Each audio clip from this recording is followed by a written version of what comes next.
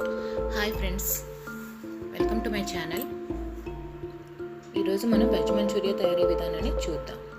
ముందుగా ఒక బౌల్ తీసుకుని అందులో 1/4 కప్పు క్యాబేజీ తురుము, అరకప్పు కంటే తక్కువ, పావు కప్పు కంటే ఎక్కువ క్యారెట్ తురుము వేసుకోవాలి. ఇందులో 1 స్పూన్ అల్లం వెల్లుల్లి పేస్టు, 1 స్పూన్ ఉప్పు, 1 స్పూన్ కారం, 1 టీ స్పూన్ మిరియాల పొడి వేసుకుని బాగా కలుపుకోవాలి. ఈ క్యాబేజీ తురుములో ఉప్పు వేయడం వల్ల తడి ఊరి మనం వంటలు చేసుకోవడానికి వీలుగా తయారవుతుంది. నీళ్లు పోసి కలపకూడదు. ఈ క్యాబేజీ తురుములో ఉప్పు వేయడం వల్ల మనం వంటలు చేసుకోవడానికి తగినంత తడి ఊరుతుంది. ఆ తడితోనే మనం కలుపుకోవాలి. ఇప్పుడు ఈ మిశ్రమంలో 4 స్పూన్లు మైదా పిండి, 4 స్పూన్లు కార్న్ఫ్లోర్ వేసుకుని బాగా కలుపుకోవాలి. ముందే పిండి వేయకూడదండి. ముందే పిండి వేయడం వల్ల మనకి క్యాబేజీలోంచి తడి రాదు. ఉప్పు కారం వేసి కలుపుకున్న తర్వాత పిండి వేసుకోవడం వల్ల మనకి క్యాబేజీలోంచి తడి వచ్చి ఉండలు చేసుకోవడానికి తగిన విధంగా ఉంటుంది.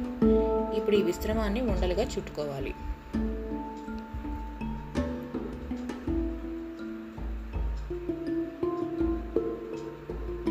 ఈ విధంగా ఉండలు చేసుకున్న తర్వాత స్టవ్ వెలిగించి బాణాన్ని పెట్టి డీప్ ఫ్రై చేయడానికి తగినంత ఆయిల్ పోసుకోవాలి.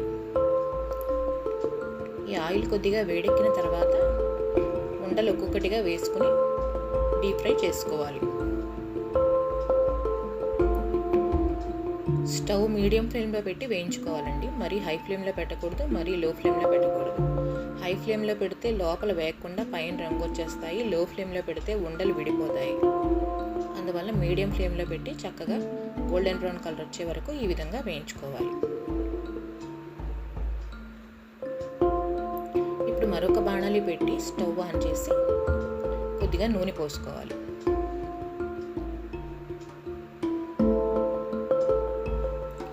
ఇందులో 2 స్పూన్ల వెల్లుల్లి తురుము, 2 పచ్చిమిరపకాయల తురుము వేసి కొద్దిసేపు వేయించుకోవాలి.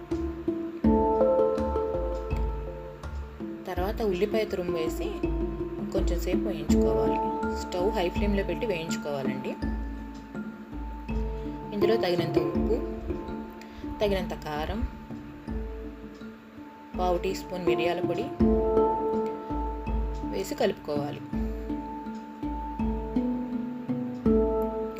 ఇందులోనే ఒక 2 స్పూన్ల red chilli sauce,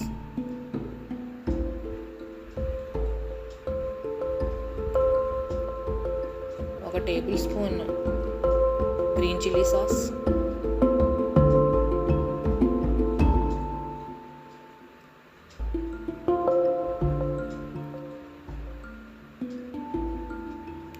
1½ table spoon soya sauce వేసి బాగా కలుపుకోవాలి.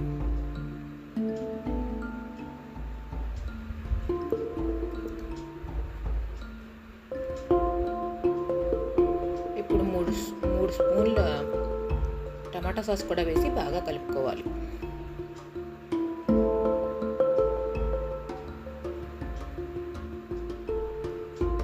ఇందులో కార్న్ఫ్లోర్ మిశ్రమాన్ని వేసి కలుపుకోవాలి.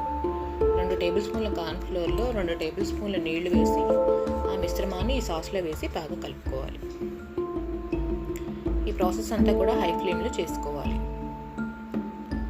ఇప్పుడు మంచూరియా బాల్స్ని ఈ సాస్లో వేసి బాగా టాస్ చేసుకోవాలి. అంతేనండి, మంచూరియా రెడీ. ఇప్పుడు కొత్తిమీరతో గార్నిష్ చేసుకుందాం. ఇప్పుడు ఈ మంచూరియాన్ అంతా ఒక ప్లేట్లోకి తీసుకుని కొత్తిమీరతో గార్నిష్ చేసుకుంటే మన veg Manchuria ready. Thanks for watching friends. Please like, share, subscribe my channel.